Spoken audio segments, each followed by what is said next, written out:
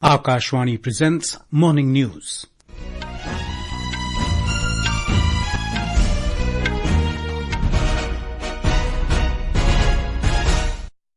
Good morning, I'm Sunil Verma. The headlines. Prime Minister Narendra Modi to inaugurate 4th Global Renewable Energy Investors Meet and Expo in Gandhinagar today. To also flag off country's first Vande Bharat Metro train service between Bhuj and Ahmedabad in Gujarat. Campaigning for first phase of assembly elections in Jammu and Kashmir to end this evening. India launches Operation Sadbhav to provide humanitarian assistance to Typhoon Yagi-affected Myanmar, Laos and Vietnam. IMD forecasts heavy rain in Bihar, Jharkhand, Odisha and Chhattisgarh today due to deep depression over Gangetic West Bengal. Festival of Eid Milad-un-Nabi being celebrated with religious fervour in various parts of the country today. And Indian men score victory over Azerbaijan at Chess Olympiad in Budapest. Women's team defeat Kazakhstan.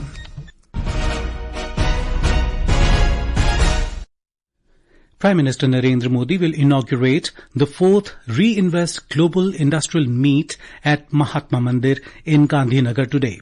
Mr. Modi will also flag off the second phase of Ahmedabad Metro connecting Ahmedabad to Gandhinagar and Gift City. The Prime Minister will also interact with the beneficiaries of PM Surya Ghar Muft Bijli Yojana today. Later in the day, Mr. Modi is scheduled to inaugurate and lay the foundation stone for various projects worth over 8,000 crore rupees, which include the country's first Vande Bharat Metro train between Ahmedabad and Bhuj. The 4th Reinvest Global Renewable Energy Meet and Expo has been organized by the Union Ministry of New and Renewable Energy, MNRE. The meet will highlight India's impressive progress in renewable energy manufacturing and deployment. Union Minister for New and Renewable Energy, Prahlad Joshi, and Gujarat Chief Minister, Bhupendra Patel, will be present at the inaugural session. We have a report from our correspondent. The 3-day event will feature over 40 sessions and specialized discussions on innovative financing, green hydrogen and future energy solutions. Around 25,000 delegates from 140 countries are expected to take part in the event. Germany, Australia, Denmark and Norway are participating in the event as partner countries, while states like Andhra Pradesh, Karnataka, Madhya Pradesh, Maharashtra, Rajasthan, Telangana and Uttar Pradesh are participating as partner states. The exhibition, which is being organized on the sidelines of the meet, will showcase cutting-edge innovations in renewable energy from public and private sector companies, startups and major industry players. Vice President Jagdeep Dhankar will be the chief guest for the valedictory session of the meet on 18th of September. Aparna Khund, Akashvani News, Ahmedabad. Campaigning for the first phase of assembly elections in Jammu and Kashmir will end today. 24 assembly constituencies spread over 7 districts will go to polls in this phase on the 18th of this month. These districts are Doda, Kishtwar, Ramban, Anantnag, Pulwama, Kulgam and Shopian. Polling for second and third phases will be held on September the 25th and October the 1st. Counting of votes will be taken up on October the 8th. Jammu and Kashmir Assembly has 90 seats, including 74 general seats, 7 reserved for scheduled castes and 9 for scheduled tribes. Campaigning is in full swing for the first phase of assembly elections in Jammu and Kashmir. Senior BJP leader and Union Home Minister Amit Shah will address 3 rallies today at Ramban, Kishtwar and Padar areas of the Chenab Valley. Election campaign has also picked up pace for single-phase assembly polls in Haryana. Voting for the 90-member state assembly will be held on the 5th of October. Interacting with the media in Karnal yesterday, Haryana election in charge and BJP leader Dharmendra Pradhan said the BJP government in the state worked in the interest of farmers, women and youth during the last 10 years. India has launched Operation Sadbhav to provide humanitarian assistance to Typhoon Yagi-affected countries Myanmar, Laos and Vietnam. India sent urgent relief materials to Myanmar, Laos and Vietnam to assist them in dealing with the impact of the major typhoon. These countries are reeling under massive floods after Asia's most powerful storm this year hit the three countries. External Affairs Minister S. Jaishankar said 10 tons of aid, including dry ration, clothing and medicines, were dispatched to Myanmar on board Indian naval ship INS Satpura. A military transport aircraft of the Indian Air Force is carrying 35 tons of aid to Vietnam and 10 tons of relief materials to Laos. These include gensets, water purification items, hygiene supplies, mosquito nets, blankets and sleeping bags. In Rajasthan, 8 people were killed and 18 injured in a road mishap in Pindwara police station area of Sirohi district last night. The accident occurred when a jeep collided with a truck. The overcrowded jeep was moving on the wrong side when the incident took place. Sirohi SP Anil Kumar said police reached the spot and injured have been rushed to a nearby hospital. Police said about 27 people were travelling in the jeep. Swachhata Hi Seva Abhiyan 2024 will start tomorrow and continue till 2nd of October. The theme for this year is Swabhav Swachhata, Sanskar Swachhata. The campaign includes mega cleanliness drives at various sites such as tourist locations, public buildings, commercial areas, water bodies, zoos, sanctuaries, and community and public toilets through Shramdan and collective action. All central government ministries and states are planning various citizen engagement activities across the country. This is Akashvani giving you the news. For quick news updates round the clock, follow us on our X handle at AIR News Alerts.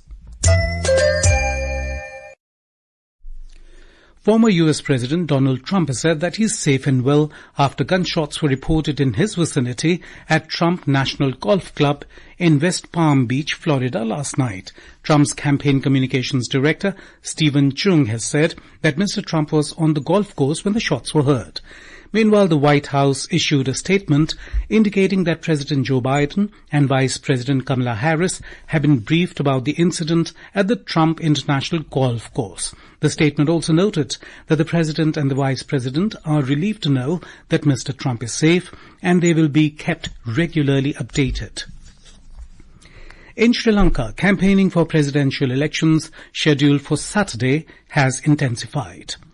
The frontrunner candidates have been holding meetings and election rallies in various places, discussing on various issues. Addressing election meetings at Horana and Nuwara Elia yesterday, incumbent President Ranil Wickremesinghe said that his primary objective is to ease the burden on the lives of the people. More from our correspondent.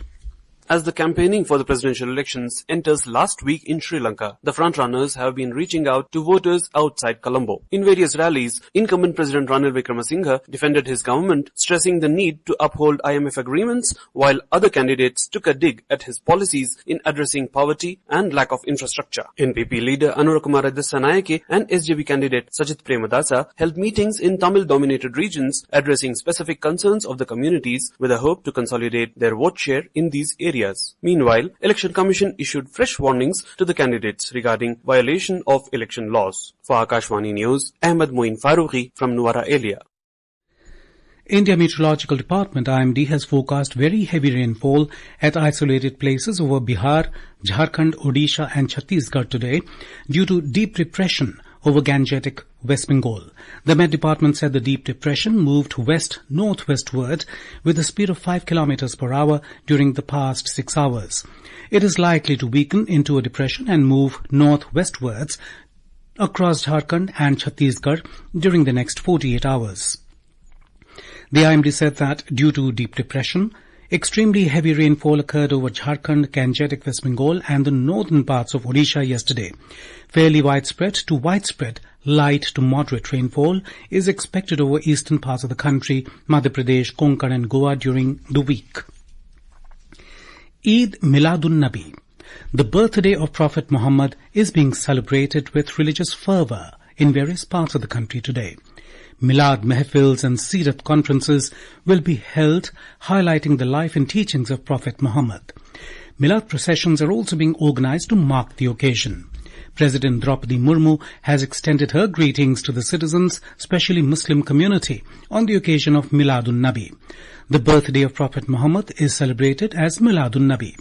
In her message, President Murmu said, "The Prophet inspired everyone to strengthen the feelings of love and brotherhood and stressed on equality and harmony in society." The President said the Prophet encouraged people to be compassionate towards others and serve humanity. The President urged people to imbibe the teachings of the Holy Quran and resolve to build a peaceful society. In the 45th Chess Olympiad, Team India in the open section sealed the match 3-1 against Azerbaijan, while the women's team defeated Kazakhstan by a margin of 2.5 to 1.5 in round 5 at Budapest yesterday. In the open section, Gukesh secured an easy victory as his opponent, GM Aidan Suleimanli, lost a pawn and subsequently wrecked his position. The World Championship challenger made no mistakes and was the first to win on the top board. Arjun Erigesi scored his 5th win in a row, outplaying GM Rauf Mamedov with the white pieces in an endgame. GM Pragyananda had a comfortable draw with the black pieces against Nijad Abbasov, while compatriot Vidit Gujarati missed a winning chance and eventually ended up drawing his game. Team India continues to lead the leaderboard. In the women's section, GM Harika Duranavalli lost a roller-coaster game against IM Bibisara Aisobayeva on the top board. GM R. Vaishali scored a critical win with the white pieces on board 2, outplaying IM Meruert Kamali Denova. IM Vantika Agrawal defeated WIM Alua Nerman with the white pieces on board 4, whereas IM Divya Deshmukh drew her game against WIM Zinia Balabayeva. 6 more rounds remain in the Chess Olympiad. India will face South Korea at the Asian Champions Trophy 2024 semi-final in Hulunbuir, China today. The match will start at 3:30 p.m. IST. India is the only unbeaten team in the tournament, having defeated China 3-0, Japan 5-1, Malaysia 8-1, Korea 3-1 and Pakistan 2-1. The reigning Asian Games gold medalist is upbeat ahead of the Korea clash.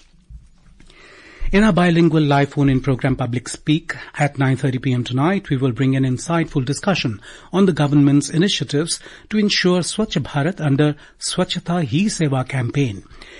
We will be joined in our studio by Jitendra Srivastav, Joint Secretary and Mission Director, Swachh Bharat Mission, Ministry of Jal Shakti, and Anita Meena, Director, Ministry of Housing and Urban Affairs. During the program, listeners will have the opportunity to pose questions to our experts about various aspects of the campaign, such as public participation in cleanliness efforts and initiatives for sanitation workers.